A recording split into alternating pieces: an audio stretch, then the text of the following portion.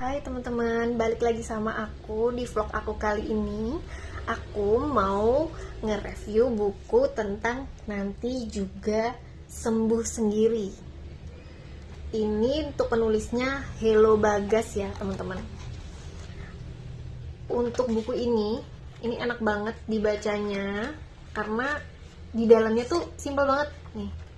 Jadi dalam satu kertas lembaran ini dikit-dikit banget dia ngisi tulisan-tulisannya. Jadi kita jadi bawaannya pengen ngelanjutin bacaan terus. Ini bukunya tipis, bisa teman-teman baca. Nah, untuk isinya itu lebih ke self love. Gimana caranya biar kita itu tetap jadi diri kita sendiri.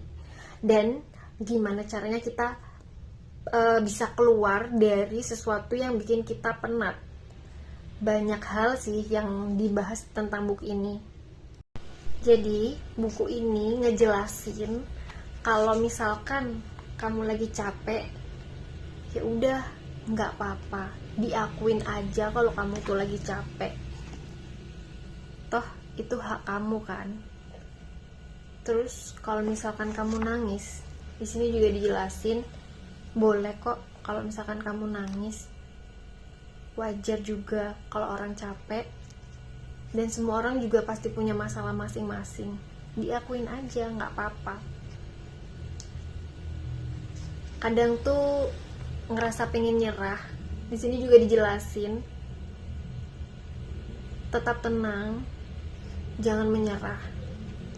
Ingat, hidup tetap harus berjalan. Dan kamu tuh nggak sendiri. Ada Tuhan. Ada Tuhan yang nemenin kamu. Jadi jangan menyerah ya. Kalau misalkan lagi capek, istirahat dulu. Nanti akan bergeser kok sedihnya ke bahagia. Ingat, sedih itu hanya sementara. Nanti juga bakal bahagia. Dan di buku ini juga ngejelasin semua pasti pergi. Dan pada akhirnya kita itu memang pada dasarnya bakal ngerasain yang namanya pertemuan. Dan kemudian nanti ada juga perpisahan.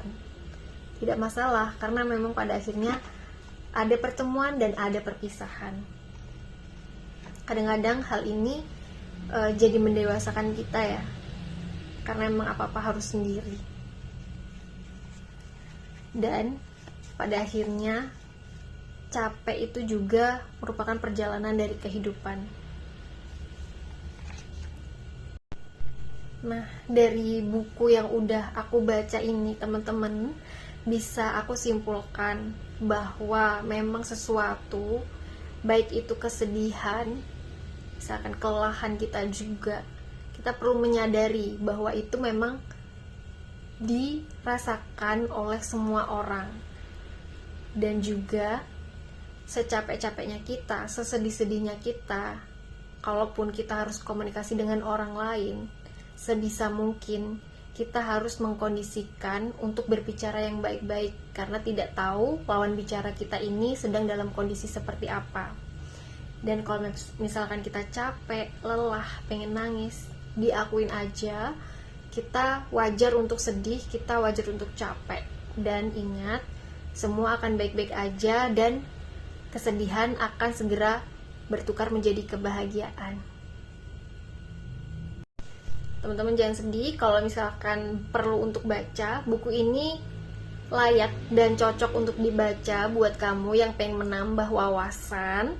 Dan juga kalau misalkan aku ada salah-salah dalam memberikan review ataupun ada tambahan dari teman-teman, nanti teman-teman bisa komen di YouTube aku ataupun di TikTok aku ya teman-teman.